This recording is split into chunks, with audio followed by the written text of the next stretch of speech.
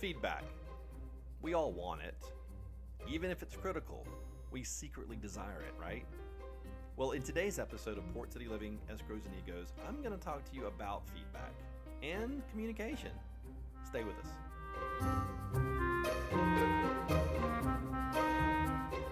Hi everyone, this is Bill Corbett here. I am a real estate agent. I serve the greater Wilmington, North Carolina area, and my co-host is Brad Brown with Atlantic Bay Mortgage. But unfortunately, Brad is not with us today. He is off. He'll be back in our next episode. I want to talk to you about feedback and the new trend in real estate. That's right, I said trend. Like everything else, real estate has its trends, and feedback or lack thereof is the trend right now. So let me start by telling you a little story. I'm going to give you the Cliff's Notes version. There was a buyer a year and a half, 2 years ago that hired a buyer agent to show them a house. They loved this house, or at least they thought they did, and when they saw it, they changed their mind and they had some critical feedback for the listing agent and the sellers. Well, like we've done for many, many years, the buyer agent gave that feedback to the listing agent and told their sellers. That's what we've always done.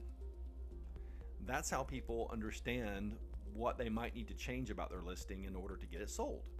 It kind of helps us a little bit if you're listing a home.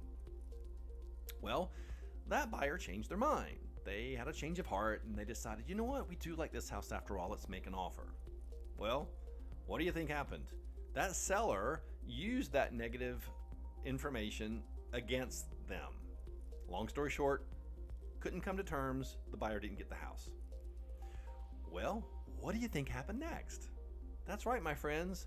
That buyer sued their buyer agent for breach of fiduciary duties. They sued their own buyer agent for giving that critical, probably negative feedback to that listing agent, therefore causing them not to get the home that they really wanted. Yes, my friends, this is the landscape that we are in now. So, we're in a trend of no feedback, or no feedback is feedback. I hear that a lot these days. It's very frustrating. I got in the business about 10 and a half years ago. I can assure you the trend was not this. Now, a lot of agents take the stance, or a lot of newer agents take the stance that, if I don't give you feedback, that is feedback, and I'm not here to do your job. I'm not going to tell you what's wrong with your house so that you can't get it sold. Blah, blah, blah, blah, blah. We hear that a lot. I understand that. That makes sense. We as listing agents have a tough job of trying to price it right, trying to get our sellers to understand what they need to do in order to get the home ready to sell. Some sellers listen to us, some don't. We all know, and agents, if you're listening, you know this. We have some very stubborn sellers out there. They think their property is worth more than everybody else's, and they want to put that high price tag on it, and they just know that they're going to sell it for more money because it's their home, and they've had so many memories there, and yada, yada, yada, yada, yada. And there's no amount of talking to them that's going to change their mind. Now, we as listing agents have a couple of choices. We can say, you know what? I appreciate you wanting to promote your house this way, and that's great, but I don't think I'm the seller for you. I need to move on to something else that I know I can actually sell. That's one option. Or you can take the listing and plunge through it, and hopefully they will see by lack of offers, or maybe by some of that feedback that we're not getting, that they'll see that the house is either priced wrong or it's in the wrong condition or whatever the situation may be. So that was awesome to sometimes get that feedback so that we could reinforce what we're already saying to these sellers. But again, we're in a trend where we're not getting that. Now, let me jump off track a little bit and talk about communication, because that is key in this business. And I think it's important if you're thinking about buying a home, if you're thinking about selling a home, you need to hire a good agent that knows how to communicate. Not just with you as a buyer or a seller, but with everybody that has to do with the transaction. Now, I have a couple of listings, and I've had, as a matter of fact, over this past weekend, I'm recording this on the 23rd of September 2025.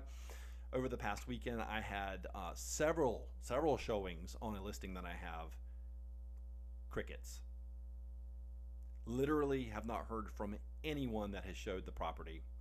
And you know what? It's a little disheartening. Now, I understand that, again, the trend is not to give any feedback. That's fine. I get that. If your buyer instructs you not to do that, then that's fine. Because, as a buyer agent, I'm having the conversation with my buyers and telling them the story and saying, do you want me to give feedback or do you not want me to give feedback? And they always instruct me one way or the other. If the instruction is don't give feedback, that's fine. But you know what I do work on is I work on communicating with my listing agent that I schedule the appointment with, and letting them know that thank you for letting us view the property. We greatly appreciate it. We will let you know if we decide to make an offer. A quick thank you, guys, does not hurt anybody. Because this past weekend, I got excited because we had several showings. My seller got excited because we had several showings. I had nothing, not even a thank you. Now, I could jump down a rabbit hole when it comes to finding the right agent, and we will talk about this in another episode down the road, but finding the right agent that knows how to communicate is very, very important. I can always tell when an agent is just in this business for the money. They don't care about the little nuances that make this job so important. Okay, I'm not going to go down that rabbit hole with you. We'll talk about this later, but finding the right agent that knows how to communicate is important. And a good agent should be thanking the listing agent for the showing, if nothing else. If nothing else. So we see this trend of no feedback. We're kind of lost. We don't know what to do. So now I'm having to have the conversation with my listings, my sellers, and say, hey, we probably aren't going to get any feedback, so just FYI. And that's okay, I guess. But we have to be so very careful these days because everybody is sue happy.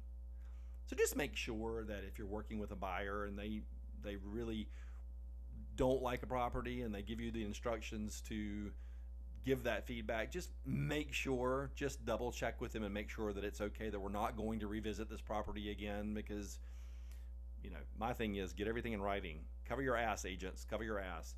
And all you buyers and sellers, just understand that this is how it's working right now. Feedback is important, and I understand that we don't like to get it sometimes.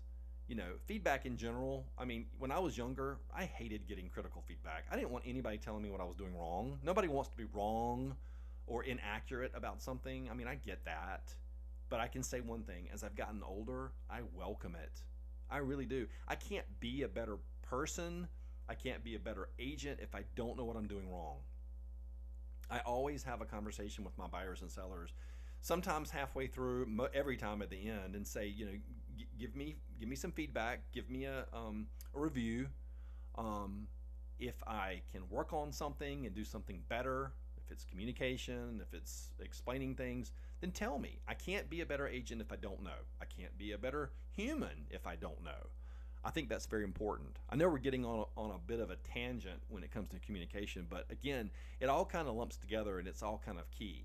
So I guess the moral of this story is, if you can't give feedback, if your buyers instruct you not to give feedback, at least say thank you. At least that. I think it's just the right thing for us as agents to do. I'm seeing this trend where we're not getting anything, and I think as agents we can do better. If we can't give critical feedback, at least say thank you.